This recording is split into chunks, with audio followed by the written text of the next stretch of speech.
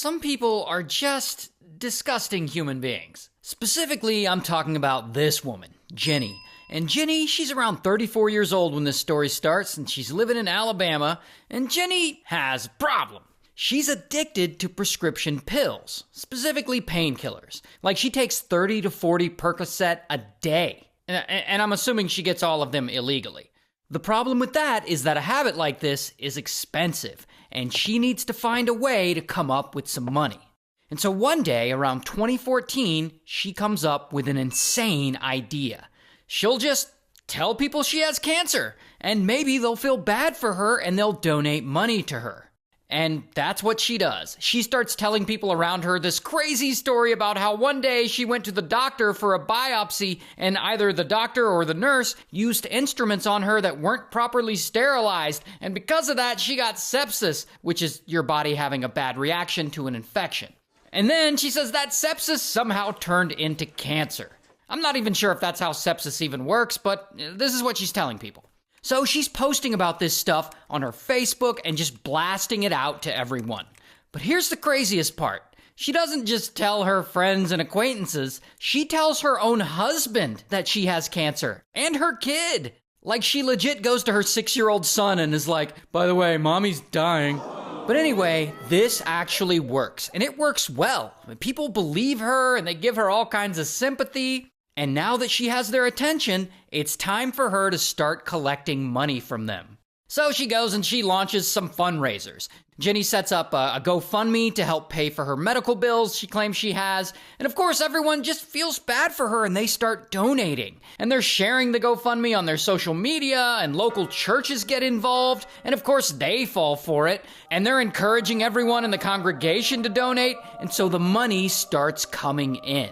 And she also starts another GoFundMe called Mom Has Terminal Cancer Disney Trip, where on it, she literally states, I would like to experience Disney World with my 6-year-old son before I die within the year. And people feel bad, and they donate to that as well. So these two GoFundMes alone raise $38,000. And that's a lot of money, but $38,000 is not enough for Jenny. She wants more.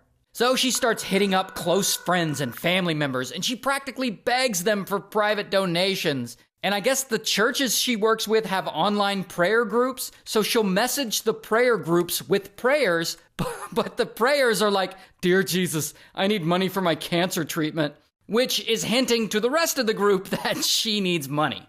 And so a lot of them read her prayers, and they start giving money to her. And to these people's credit, they really do pull through for her. They donate, they pay her utility bills for her, they pay her phone for her, they pay her mortgage for her, they pay for her and her family to take a trip to Chattanooga, they cover the hotel, they even pay for a scooter rental because she claims she can't walk far. Also, yes, Jenny does end up getting that trip to Disney World. And like one very generous friend ends up sending her $23,000. Damn.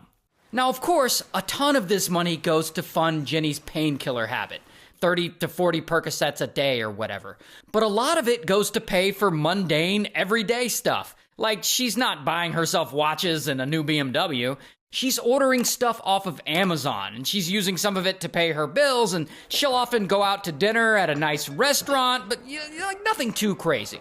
Now, Jenny goes to great lengths to make sure her lies are believable. Like, she tells people that she has multiple tumors in her brain and abdomen. She says that she's on dialysis. She even gets her mom, her own mom, to give her a ride to the hospital sometimes for made-up medical appointments. And mom never goes into the hospital with her. I guess she just drops her off outside.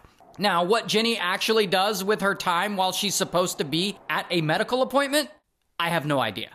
Oh, but it gets even worse. As if lying about having cancer isn't bad enough, Jenny starts lying about her son, too.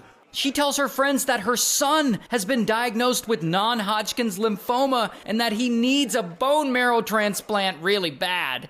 And so, of course, people start donating money to that. But here's the thing. Even with all this new money coming in, Jenny still wants more. And with her husband now out of work, she needs a new way to get it. So she starts really hitting up her elderly parents, telling them that she needs money for medical bills and whatnot.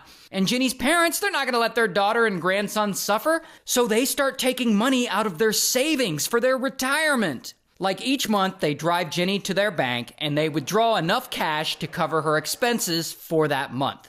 And they also help to pay for what she tells them are some experimental treatments. Like at one point, Ginny tells them that she needs to go to Australia to get some experimental treatment for cancer. So they give her $13,000 for this trip to Australia, which there was no experimental treatment. So this probably just ended up being a free vacation to the outback for Ginny.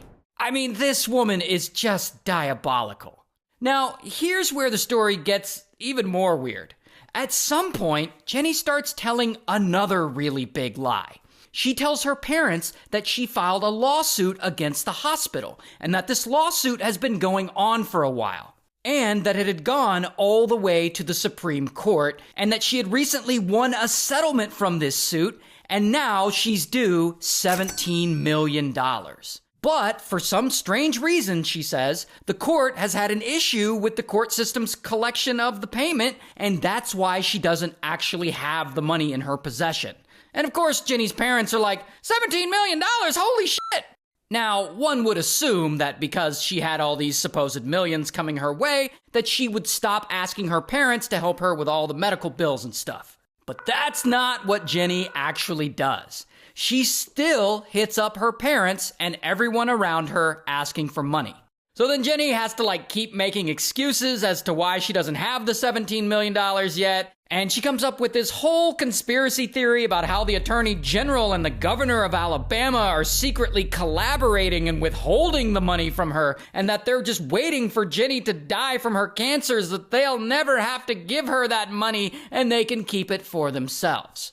And if that isn't crazy enough, she also claims that Supreme Court Justice Ruth Bader Ginsburg personally traveled to Alabama to try and figure out why Ginny hasn't received her settlement money yet. And she also says that the news media refuses to report on the court case because of pressure from these high-powered politicians. It's this whole conspiracy.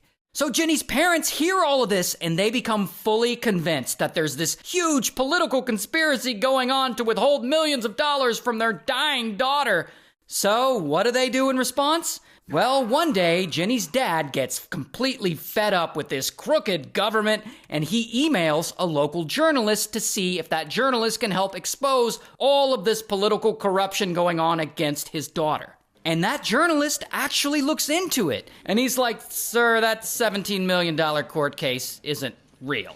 There's no record of it. And he also finds that the doctor Ginny claims to see has no record of her, meaning she doesn't really have cancer. So this journalist passes this info on to the police, and so, bam, they arrest Ginny. Here's her mugshot. And ultimately, she takes a plea deal, and she gets sentenced to 25 months in prison.